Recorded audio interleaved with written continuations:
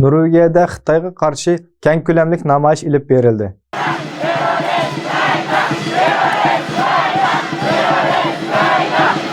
...2019 yılı 15 may, 17 may günleri Norvegiyaning Oslo, Stavanger şəhərlərində Xitay Xalq Qurultayının rəisi Li Jianshu başçılığındakı bir vəkillər ömrünün Norvegiya ziyarətinə qarşı Norvegiyada yaşayotgan Uyg'urlar, Şərqi Türkistanda Xitayning jazo lagerlərində zulm çəkiyotgan milyonlagan qarindoshlarımızın ovozini anglatish uchun keng ko'lamli namoyish ilib bordi.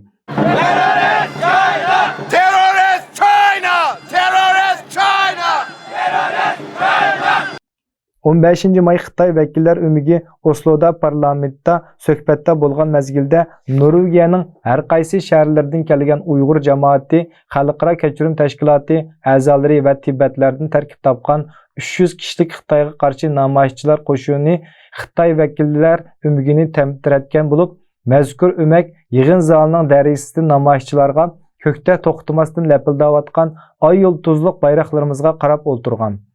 Xitayning rezil hakimiyetiga qarshi tovlangan jarayonlik şuarlar parlamentning ichiga aniq anglab turgan.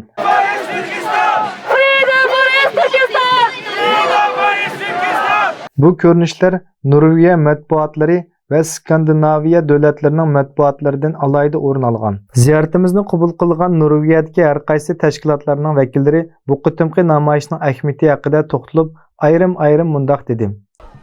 Assalamu alaykum bütün dünyadaki şundaqla ekran aldiki barlıq aziz qarindoshlar, hammanglarning ulug' Ramazon oyi muborak bo'lsin.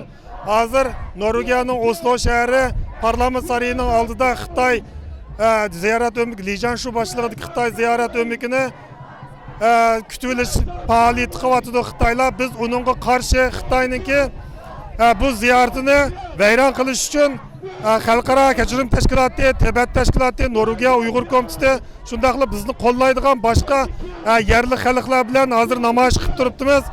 Xitoylar bir oy burun bu o'rinni egallab olgan bo'lib, biz qayta qarshilik bildirish orqali Xitoylarga yaqin keldik. Hozir Xitoylar o'zining bayroqlari bilan Tibet Uyğur bayroqlarini shundaqla Amnesty'ninki bayroqlarini to'sishga urinyapti.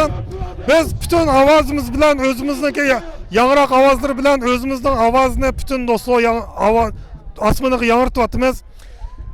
Xitoyniki kilidiginiga balkim 10 minut atrofida qoldi.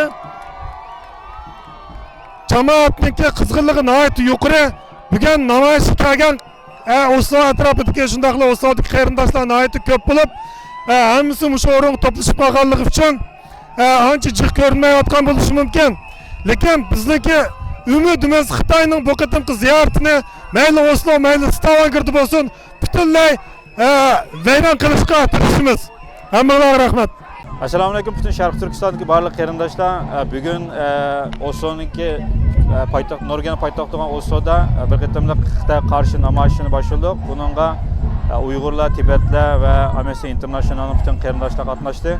Qarshi tarafda bo'lsa Xitoyningki bayrog'ini ko'ryapsizlar. Bugungi namoyishningki menga shaxsan sal alayda o'g'ini Xitoyningki bayrog'ini putimningki ostiga elish orqali Xitoyning oyoq osti qilgan bayrog'ini, o'zimizning bayrog'ini yuqorida ko'tarib turib Xitoy qarshilikni bildirish. Bu namoyishga Norvegiya yashash uyushmasidan hamma asosan qatnashib bu qarshilikimizni bildiryapmiz. Hammalarga rahmat.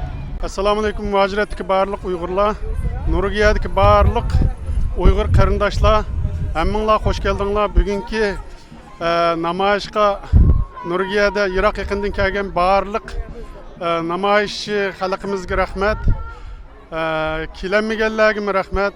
Bugun Norvegiyaga faşist Xitoydan Li Jianshu degan hayvon cho'chqa kelibdi. Shu munosabat bilan butkul barliq Uyg'ur qarindoshlar har qaysi tashkilotlarning yetakchiligida bugun namoyish qildik. Bu namoyishimiz nihoyat dag'dug'liq, nihoyat yaxshi bo'ldi.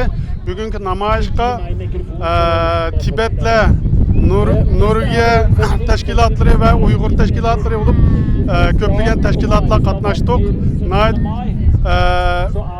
unumlik yaxshi bir namoyish bo'ldi deb qarayman. Ko'pchilik rahmat. Assalomu alaykum. Assalomu alaykum barliq aziz qarindoshlar. Hozir ko'ryapsizlar. Bu yerda qattiq namoyish bo'lyapti. Bu tarafda bo'lsa, eng beshirk tarafda bo'lsa Xitoylar o'zlarining bayroqlari bilan bizga qarshi daqudunbaqlari bilan biz qarshi namoyish qilyapti, biz bu yoq namoyish qilyapmiz. Buni Xitoylarning buni ko'rish bo'ldiki, oldin ola necha oy burun tayyorlik qilib kelibdi.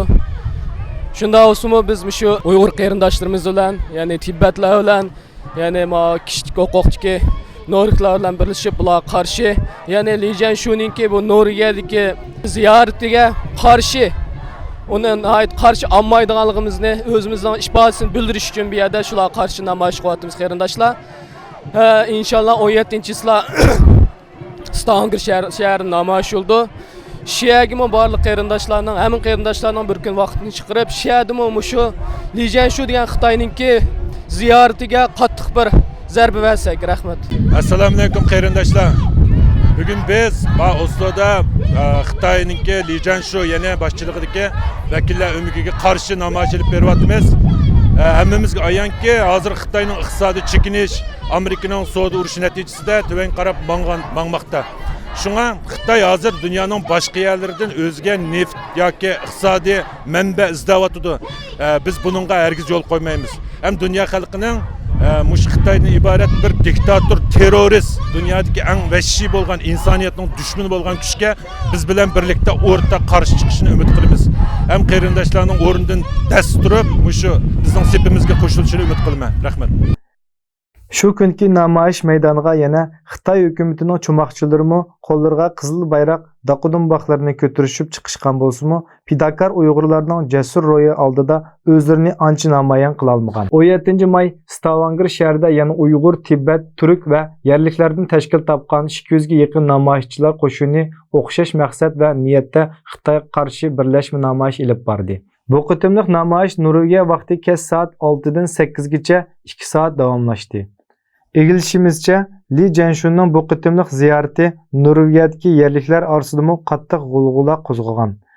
Winju Norvegiya savdo uyushmasi nomidagi bir tashkilot bu qitimliq namoyish uchun o'rin iltimos qilib, bir haftadan keyin Li Jianshu boshchiligidagi vakillar umigi Norvegiyaga ziyoratga kelganligi haqida Norvegiya hukumatini xabarlantirgan. Xalqaro kechirim tashkiloti, Norvegiya Uyg'ur komiteti va boshqa tashkilotlar tekshirish orqali bu uyushmaning Norvegiyada tizimga oldirilmagan, Xitoyning Winju shahridagi bir uyushmasi ekanligi, mas'ul xodimning Norvegiyada restoran ochadiganligi aniqlandi. Mazkur restoranning Xitoy konsulxonasi bilan bog'lanishligi borligi haqidagi dalil isbotlar munosabatli o'rinlarga avatildi.